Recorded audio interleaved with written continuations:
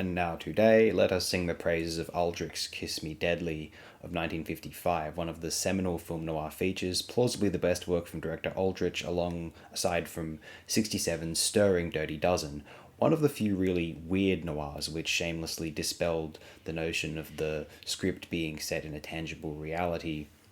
Indeed, Kiss Me Deadly may be somehow closer to Wells' Lady from Shanghai or Dwan's Most Dangerous Man Alive, or a couple of those Jacques Turner works, or even The Night of the Hunter, compared with the more comparably grounded works from either Huston, Lang, Dassin, or Preminger. Though in referencing particular concepts more familiar to science fiction, to horror, or to general spy fiction at large, possibly Kiss Me Deadly is less weird if we consider it a bleeding of genres, a contamination of the noir specimen, infected with post-Hiroshima petrification, melding with the sci-fi and horror. And sci-fi of this time, the American 50s, tended to find itself in a more horror-adjacent form. Many sci-fi from Mary Shelley had inevitably done so.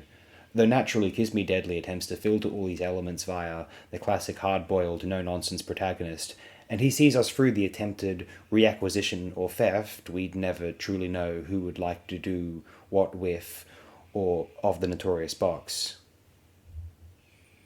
If we were collating a short list of the best film noir pictures, likely Kiss Me Deadly would be cited. It is a highly unique undertaking within that genre's identified parameters, and one of the easiest for contemporary audiences to enjoy due to its assertive weirdness. It may well compare positively for a more snooty modern audience to the likes of Preminger's Where the Sidewalk Ends, Fuller's Pick Up on South Street, Haskins' I Walk Alone, Polonsky's Force of Evil, even Lang's The Big Heat.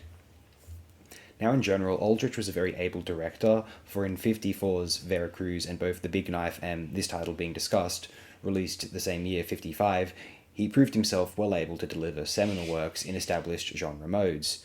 Autumn Leaves and Attack, particularly that latter of 56, are two rather strong Hollywood works of its era. 59's Angry Hills is an enjoyable Robert Mitchum exercise on top of these, along with the likable of 59 also, 10 Seconds to Hell. 61's The Last Sunset is far from bad, for not approaching the sheer watchability of 62's well-remembered gothic excursion, Whatever Happened to Baby Jane. Then later in that decade, Legend of Lila Clare, Killing of Sister George, not bad, not bad. Then 70's Too Late the Hero is very likable, Grissom Gang has some noticeable merits, Ozana's Raid is a rather cool revisionist western number. Emperor of the North Pole might be worth a viewing, I at least liked it well enough, and then Twilight's Last Gleaming, that's pretty fun considering what it sensationally, though rather confidently is. Now, we all must express some great relief that he was not the man to helm Alien as opposed to the very mighty Ridley Scott, for he would have prevented that screenplay from rising into what truly might be the great American film. I'll fight everyone on this, why not? It is fun to bring upset to those that claim would frustrate, if it does any individual at all. Aldrich would not have been suited to Alien. The wannabe Kubrickian approach of Scott was immensely apt for the work. Aldrich's model is stiff by comparison. He was not dealing in a Hollywood poised in aspirations of realism. He liked his old school, just post-war genre molds, and someone of a more expansive, audacious cinematographic conviction was preferable on the magnificent, or potentially so at that stage, 79 Triumph, which would be obviously Scott's Alien. 55's Kiss Me Deadly is regularly seen on lists of the greatest film noir works, and really rightfully so. It compares well to its peers also on these lists, and went further than most of the others were willing to, or even considered to, go.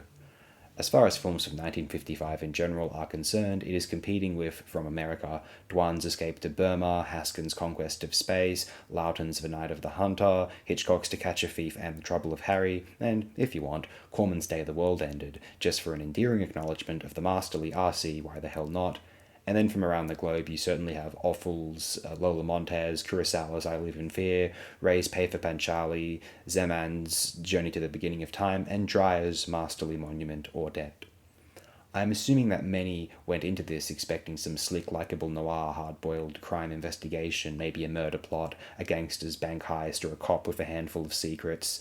They had no idea one of these flicks would be going here, though, and they never forgot the experience, and nor ought they. 55's Kiss Me Deadly is one of the very best films from its genre, one of the plausibly two best from its quite able director, and one of the more enjoyable American films of the 1950s, it could be relatively safely assumed.